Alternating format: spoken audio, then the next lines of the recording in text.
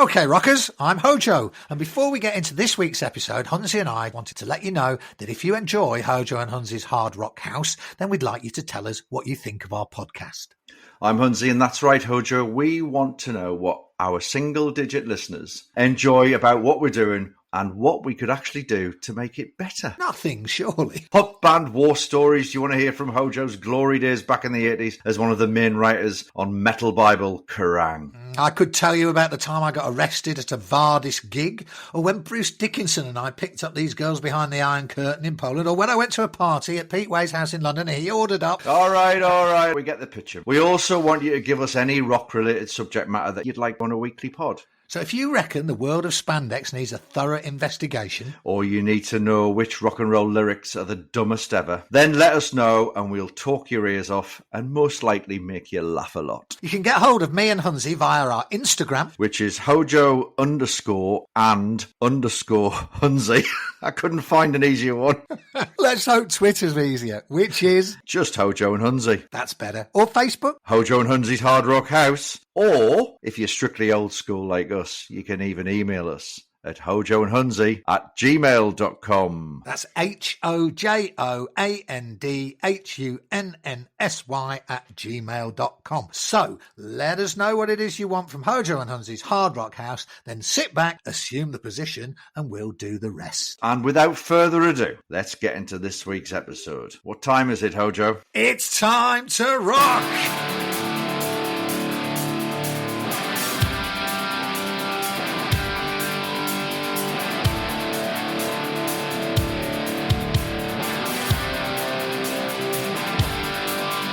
Hello.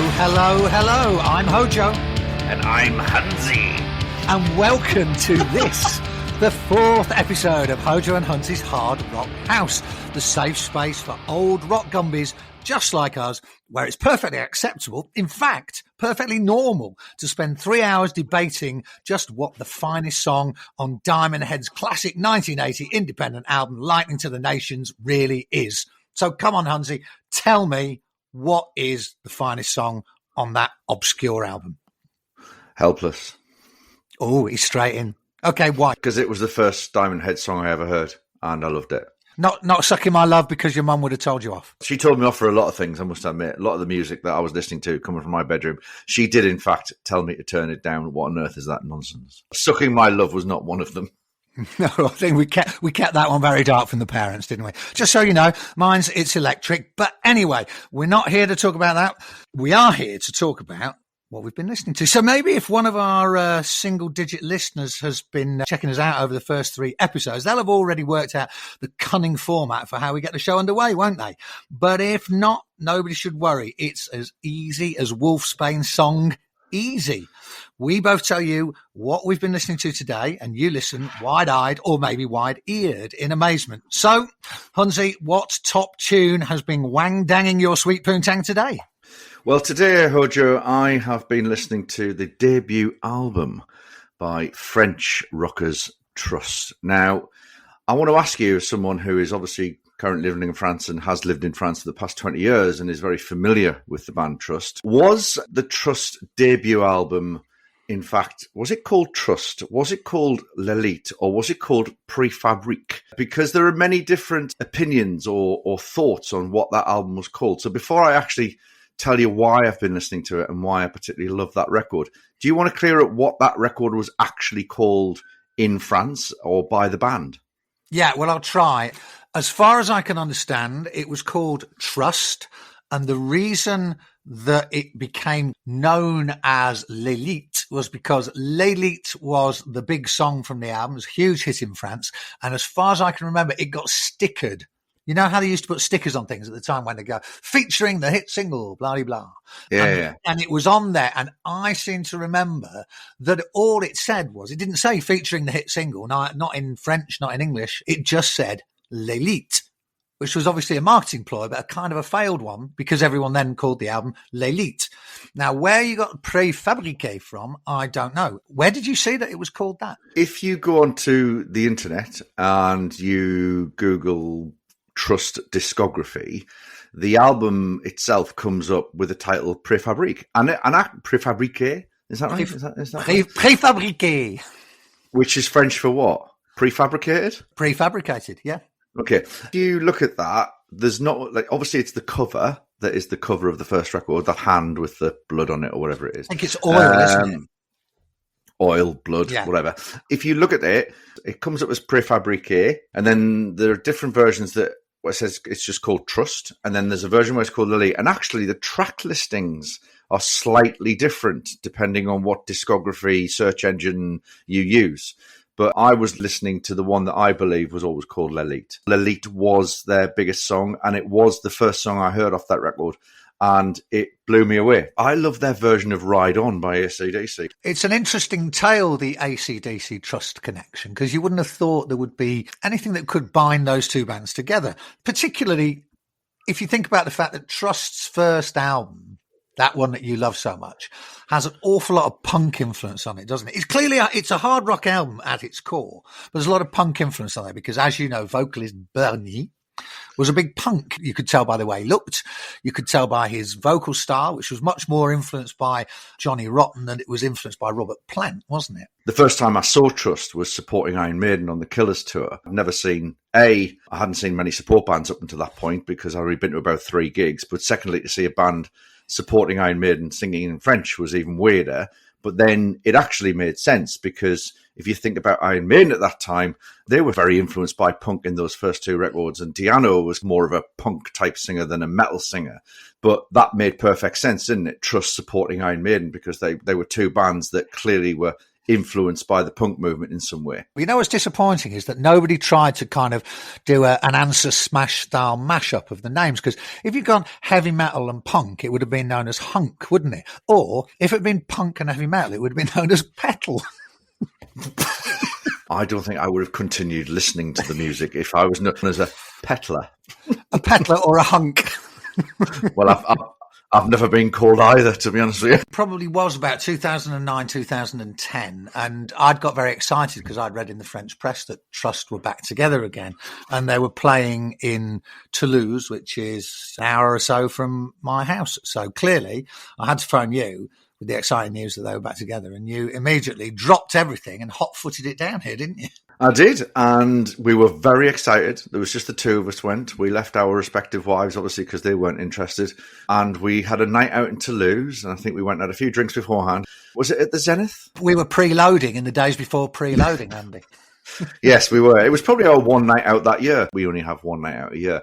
It was like being teenagers again. The fact that I'd gone on a road trip to go and see them was very exciting. There weren't many bands that I would get on a plane to France to go and see. And then we went to the gig. And I remember standing there and it was like a big crowd. We were giddy with excitement. I'll use the word giddy. Giddy. We were giddy. Like giddy. Like Giddy Lee. Like Giddy Lee, yes. And it was all standing. It was well downstairs. We were standing. We were thinking, we might get in amongst it. What are they going to open with? All that sort of stuff. The curtain came down. And I think they started quite well, didn't they? I think they did a couple of tracks off Marshall Crev. They got us going. I was thinking this is going to be good. And then, well, I'll let you tell the listener what happened after that. I don't actually think there is a scale invented that could have monitored our disappointment, was there? At the point where, I think you're right, I think there were a couple of songs where they were playing them in what you call the traditional style, the style of the first 4 albums, which just incidentally, all classics, you need to hear them, forget about anything they've done since then, it doesn't match up. But we were very happy and excited and thinking this is going to be a killer night. And then all of a sudden, some geezer got up, didn't he, on the wheels of steel and started scratching along to some unspeakably bad rock music, wasn't it? Do you remember how bad it was? It was awful. I hope you like our new direction. And about 2,000 people voted with their feet and immediately left the hall, didn't they? But we left early. We were shuffling off to try and find a bar to drown our sorrows. Didn't you walk out and there was someone outside who you knew? They were just uttering words of disgust. And I was going, what's he saying? It wasn't just people I knew. It was everybody who was leaving. I mean, there were literally swarms of people leaving by, 25 minutes into the set, and people just going, it's an outrage, it's a disgrace, what on earth are they doing? This is fucking terrible. Do you know, I don't think I've ever seen an exodus quite as intense. I've seen exodus loads. Yeah. I've seen exodus. See, I've seen exodus loads of times. But no, I don't think I've ever been to a gig where there was such kind. It was actually, people were angry. Do you remember? They were angry. Yeah. angry because I think there'd been so much excitement because obviously they've been away for so long. This was in their home country, and it's like, what are you doing? Just do the hits. If you're going to do a new record, that's absolutely fine. We'll forgive you that. But don't bring some bloke out who's Fatboy Slim and start doing bloody whatever it was. It was ridiculous. The only thing I could possibly think that would have been worse for them to do that evening would be if they'd actually done Antisocial and sang it in English in the way that they did record it in English. Did Jimmy Percy from Sham 69 translate those lyrics? Is that a true story? That is a true story. The interesting bit behind this is we're kind of coming full circle back to the AC/DC connection. It was that Bon Scott had actually agreed to do the translation of the lyrics from Trust's second album, Répression, into English. And of course, unfortunately, he never got to do it because he had his big night out. Obviously, he had a big night out. He's meant to be going out with Trust, but they went for dinner because they'd sold all the records. And maybe if they had gone out with him, he wouldn't have popped his old clogs in Dulwich. Yeah, so it's kind of six degrees of separation there, isn't it? We're kind of back to where we started. But really great choice. Kind of annoyed that I can't argue with that because obviously I like this part of the show where we basically argue about each other's taste. But that, I've got to doff my chapeau to you and say, brilliant choice, mate. Thank you very much. Well, let's just see if we can revive the aforementioned arguments. And I'm gonna ask you what you've been listening to. I think our single-digit listeners might be disappointed because I've got a feeling you might agree with me about this. I've been listening to the first two albums from Love Hate. Remember Love Hate? Ah, yes. Why do they think they call it dope? And Blackout in the Red Room and all that sort of stuff, yeah. Good band. Should have been bigger, and I'm not quite sure why they weren't. It was a weird one, wasn't it? I was interviewing. I have a hard time saying this. You know, I think it's all well and good that people are allowed to have kind of stage names. That's fine. Where would the world be with Stanley Eisen and Gene Klein? I don't think we'd be loving that, would we? You know, it's got to be Paul Stanley and Gene Simmons, hasn't it? So I don't really have a problem per se with people changing their names to be more rock and roll on stage. But Jizzy Pearl, the frontman of... Yeah, you're sniggering, aren't you? I am sniggering. The reason why I'm sniggering is because you said the word per se. And I was thinking, was that Jimmy Percy's real name from Sham 69? Yeah, Jimmy Per se. so you weren't sniggering about Jizzy Pearl? No, because that's perfectly normal. His real name is Jim something, isn't it? I'm not quite sure what his real name is. Yeah, I don't know. I'm going to try and tell you what his real name is. I should know this really because I interviewed him not very long ago. In many ways, I think he should have kept the name Jim for stage. Did have a touch of the Jim Morrisons about him, didn't you think? Yes, in look and sort of. I remember seeing them live, and he was very much like his whole stage presence was very Jim Morrison as well, which was interesting. His surname, incidentally, is Wilkinson, Jim Wilkinson. We were trying to work out why they didn't crack it. I do genuinely think those first two albums, Blackout in the Red Room and Wasted in America, were really interesting hard rock records that were trying just a little bit to kind of stretch the boundaries. You know, we were saying like Jim had a bit of a Morrison fixation, but that kind of was nice because it took it outside the realms of the same sphere of influences that every band from Hollywood's Sunset Strip in the mid to late 80s had.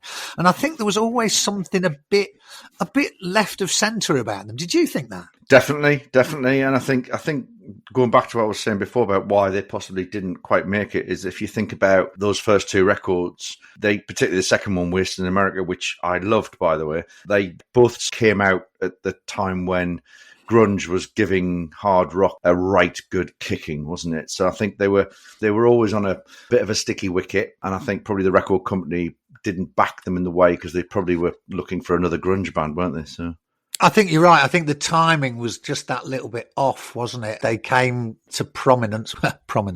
Yeah, they came to be known a little bit in the hard rock community, kind of start of the 90s when really sentiment had turned from that Sunset Strip, party, sex and drugs and rock and roll vibe to something altogether, I suppose, more, more real. But whether that was a good thing or not is highly debatable, isn't it? Because obviously Nirvana killed rock in many ways.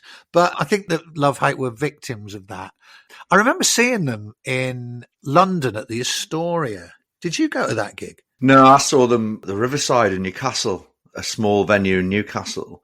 And I remember it was packed. I mean, it was absolutely packed. The sweat was dripping off the wall, and they were absolutely brilliant. The reason why I think they were so good is because they were trying to do something different. Their sound was different. Their look was different. They came out and said themselves that they were more influenced by early Red Hot Chili Peppers than they were Guns N' Roses or anything like that. And I think that came across in their music different. And I think a lot of people thought Jizzy was a bit hot as well, didn't they? The girls quite liked him as well, didn't they? Here's a good bit of Love Hate trivia. Did you know that they actually started out as a synth pop band? Did you know this? No, please tell me more. They genuinely did. And if you go and hunt them down on the wonderful website Discogs, which I'm sure you must know Discogs, don't you? Yeah. Go and look up a band called Data Clan. Data Clan. Right. And you'll see some brilliant pictures of the soon-to-be members of Love Hate in a much more Duran Duran, crimpy hair, flouncy shirt type vibe. It's really interesting. I'm just looking at them now. 1985 was there you their go. there they are. I can just see them now. I'm looking at them now. Oh my goodness. Well, you could say they look a bit like Duran Duran, but you could also say they look a little bit like the Moles. Well, you're asking the wrong man, because sadly I would not be able to recognise a member of the Moles if they turned up at my farmhouse in the middle of France, knocked on the door and said, "Hello, I'm a member of the Moles." Well, they might be the thing I'm listening to on the next episode, which marvelous. will just completely. Oh, marvellous. But no, I never knew that. I never knew about Data Clan. There you go. So I've just given you a nice bit of good Love Hate trivia. And the other thing that we have to say about Love Hate before we move on to a new subject is, do you remember the bass player who was called Skid Row's, another not real name? But do you remember how big his head was? Massive. Absolutely not. Yeah, massive. I don't think I've ever seen a bigger head in rock. I don't know if that had contributed to their downfall, but it's possible, isn't it? I'm not, because I don't think people like big heads generally. Do you? Where do you stand on the big head debate? Do they say big head, big feet? Something along those lines. Big hat, I imagine, would be the.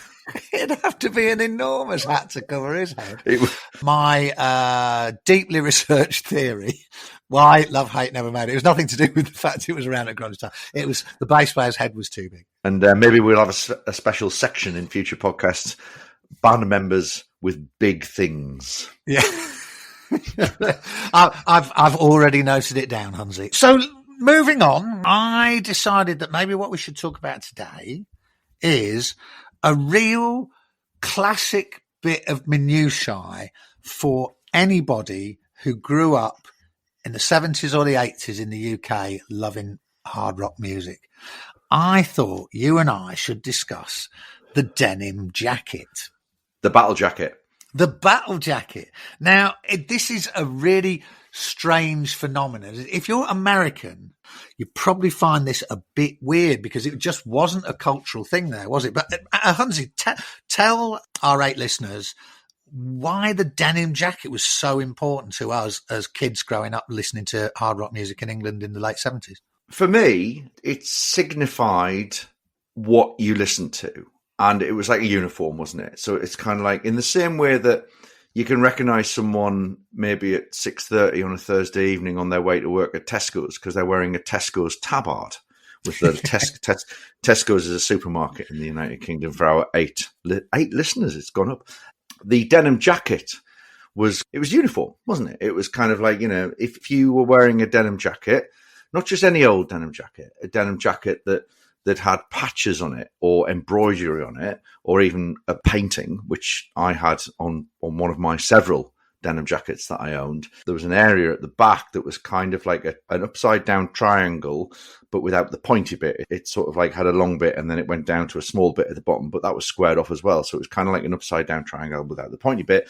That was your kind of canvas. That was your main canvas. You could almost, if you chose to, you could cover the whole jacket in patches of different bands, or you could see that centerpiece as the way of projecting your favorite band by doing a piece of artwork or just recreating an album cover. But the denim jacket was definitely your uniform, and it told people what type of music you listened to. And it also got you lots of abuse because of the type of music you listened to, and often resulted in getting your head kicked in by skinheads. Well, that might have been a Newcastle thing. I never got my head kicked in by a skinhead in Manchester wearing denim jacket. Have you even thought about this? Where did it come from? Because when I first started getting into heavy metal music, 1978, the denim jacket was already really well established, wasn't it? Oh, absolutely. Absolutely. It was so like where did it come from? Somebody needs to do a PhD thesis on this, the evolution of the heavy metal denim jacket. I think I might know the answer to this. Right? Tell me. So I'm gonna hazard a guess. If you look at early images and photographs of Led Zeppelin, Robert Plant, for me, was the first person I can remember wearing a denim jacket. That's my earliest memory of a denim jacket. It's possible, isn't it? What about Status Quo? Well, they did double denim, didn't they? Synonymous with the Quo denim was Blue for You. Well, Blue for You, and I think that was 1975, wasn't it? But I think denim jackets were around long before 75. But then again, Quo were probably wearing denim long before that as well. Do you think that had something to do with it? Because that was very much recognised as that band's uniform, wasn't it? And I think, again, for people outside of the UK, I think it's really hard for them to understand just how popular Status Quo were as a hard rock band in the 70s. Obviously, they went and did a load of absolute fucking shite since then. And it's almost like the legacy is kind of buried beneath 40 years of terrible pop music, really. But those 1970s Quo albums were absolutely quintessential for people who consider themselves hard rock fans in Britain, weren't they? Absolutely. You just mentioned Blue for You, but Pile Driver. And if anybody isn't familiar, then just go into Google and just search Status Quo gigs 1970s. You will probably see the majority of the audience, not only are they male, but the majority of them are wearing denim jackets. Many a band has formed a fashion fad, haven't they, where bands turn up dressed like them. But Quo, I think, was the first sort of hard rock heavy metal band that the audience went to the gigs trying to look like or dress like the band members that were on stage. I think you might be onto a thing there that Quo actually were the ones that started the trend. Because obviously Quo just wore the denim jackets, yeah? There was no evidence of patches of any other bands.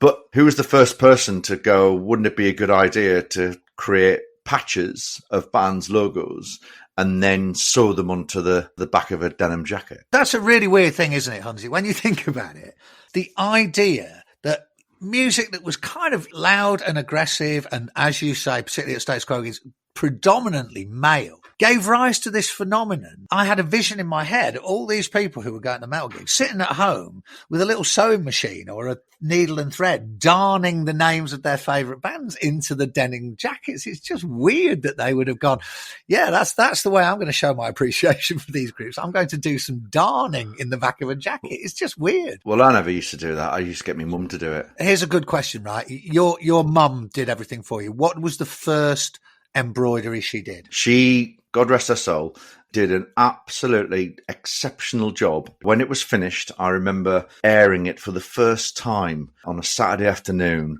in Sunderland Town Centre when we used to meet up and drink cider and smoke Consulate cigarettes and listen to Black Sabbath on a cassette recorder in a park somewhere. Nothing's changed. No, nothing. And I turned up and my mother had the previous night completed the White Snake logo with all that intricate curls and the snake's head and blah, blah. She'd done that in bright red thread or cotton or whatever it was, or wool, on the back of my denim jacket. If mobile phones had existed in those days, that would have become an Instagrammable jacket. And on a scale of 1 to 10, how cool did you think you looked wearing that? Off the scale, mate. I think I had quite a large Rainbow Rising patch that I'd managed to put in the middle, and then I had other bits around it, like smaller square patches. And I remember I'd been looking specifically for a patch of a logo that was long, so it would go across the top, and I couldn't find one. But I loved that White Snake logo, and I loved the band as well. And I remember just saying to my mum, I was going, do you reckon you could do that? And she went, oh, that's going to be difficult. She went, I'll give it a go, though. What colour do you want? I said, well, I want it in red. Colour coordination, all that sort of stuff. Yeah. And she delivered. I said to her, in the words of Ahmed Saint, can you deliver? And she said yes. It took her a while. I think it took her a week or so. I was out of uniform for a while. It was amazing. It was, as I said before, it was one of several that I owned. Did you recognise at the time that your mum was talented for this work? Because, obviously there was massive jeopardy, wasn't there, with the jacket? Because most of us probably didn't trust our own abilities with a needle and thread. So we would hope that our mums, could have been dads, I suppose, but mums mainly, would have been capable of doing something of quality. So did you know that she had the chops? She used to fix me dad's shirts and trousers and stuff for him, so I knew she was handy with a needle and thread. So that was always she was always going to be the first person to go. I wasn't going to go into a shop and ask someone to do it. It was very embarrassing. But the big difference is that my mum was absolutely useless at anything creative or artistic. So I knew for a fact that wasn't going to work. So I decided the best idea would be to take on the job myself, which turned out to be an absolute disaster. Have a guess at what I tried to do. I'll give you a kind of a clue. It wasn't even a logo. It was an literal interpretation of a band name. Okay. So it wasn't the actual band name. So for example, your mum wouldn't have done the White Snake logo. She would have done a snake that was white. Okay. Did you try and do the Rush Hemispheres logo? Well, the Starman. No, because everybody was doing that. I wanted to be different. Mm-hmm. You're going to have to tell me. So what I decided was I recognised that even though I hadn't tried, I'd recognised that there would be limitations to my ability. So trying to do that Scorpions rollerball style logo, I knew that was way beyond my pay grade. So what I thought would be a great idea would be to actually try and do a scorpion. Scorpion.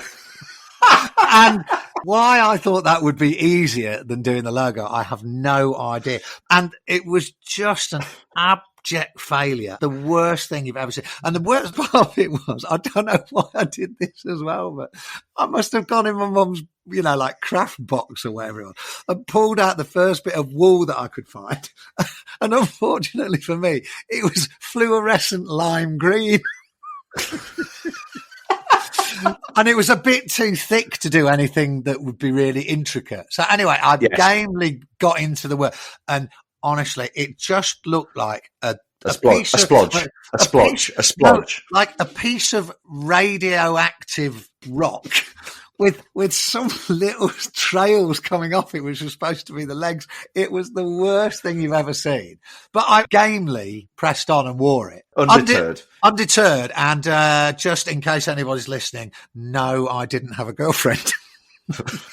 Were you ridiculed anyway? Do you know, I don't have any memories of being ridiculed, which is probably because I think I've buried it so deep in my psyche because I was so traumatized by the fact that I could only imagine everybody was laughing at it, that it's now been erased from my memory bank. So I don't have any memories of it, but I do have memories of really having the worst bit of embroidery of anybody in the whole of England. Wouldn't it be something to still have that? It would be magnificent. Life was much more simple then because there were no subgenres at the time. If you liked rock, you were part of a gang that was different to most people because rock just wasn't mainstream in England when we grew up. It was not at all weird, was it, to see a jacket that would have Rush, Judas Priest, April Wine, Journey, Foreigner, Black Sabbath, Deep Purple, Iron Maiden. I'm just thinking, I had that one.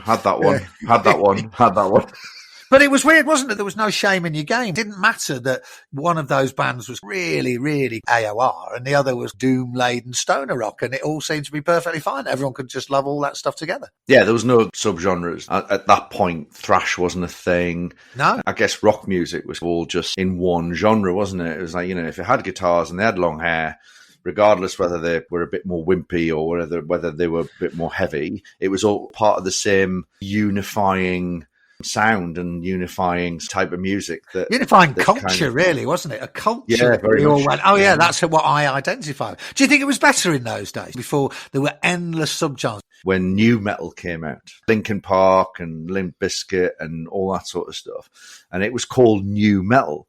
And I remember one particular journalist said, "New metal? I haven't finished with the old one yet." Wise words. Just as a quick aside, before we bid our single-digit listeners adieu for another episode, there was a little coda to the denim jacket world. Do you remember this? There was a time when what went hand in glove with the denim jacket was air guitar playing, right? Yes. It was huge, wasn't it? Air guitar. Yeah. When you went to a metal gig in 1979, 1980, you had a jacket with patches, and as soon as the band came on, you played air guitar all night, didn't you? Yes, I still do now. So remember they had that club down in London that had an air guitar competition where people would get up on stage and they'd mark them for technique and leg stance. It was the bandwagon, wasn't it? It was the heavy metal sounders of Neil Kay. Yeah. But I don't know if anyone has done this. I might be claiming to have been the only person stupid enough to have done this. But I remember I saw the air guitar concept and liked it. But then I thought to myself, what if you could make something that was a guitar, but obviously not a real guitar, because who was going to be able to play it? I was 12 years old or 14 years old or whatever it was. And I went into my garage and found a bit of plywood and a saw and managed to fashion something that probably vaguely looked like a flying V. Had you not learnt your lesson from the Scorpions patch? No. Undeterred. Not happy with the rubbish attempt at a Scorpions bit of embroidery. You went, what shall I do now? Oh, yes, I'll try and make a flying V. So anyway, I did manage to fashion something that kind of vaguely in a half light might just pass as a flying V. And then I remember I thought, well, it's a bit hard to, inverted commas, play it. So what I need is a strap. And so yes. I can remember going in my mum's sewing box or whatever it was and finding this white cord thing that I thought, I can kind of attach this to the bit of plywood and I'll have a guitar strap. But the only problem with it was I don't know what it was for, but it was like springy, like elasticated. So maybe it was for like putting in pajama bottoms or something. I don't know. And so I managed to attach it, but of course it was a little bit lively. So when you started jumping around, you had to be really careful because a couple of times, obviously it went badoing and then smashed back in my face. So nearly took my teeth out. When were you airing this air guitar? Were you taking it to gigs with you? Oh, no. I think even then I knew that this was hugely embarrassing. You really were determined to never have a girlfriend, weren't you? Yeah, very much so. So I think it never got out of the garage. But how much would you pay to have some footage of that now? I'd pay a large amount of money to have some footage of me doing battle with a plywood flying V and trying to avoid having my teeth knocked out. Absolutely magnificent. Hunnsy, it's been a pleasure. It's never a chore. Thank you for your thoughts. It's been brilliant and I can't wait to catch up with you next week. See you next week. Bye-bye. Bye-bye.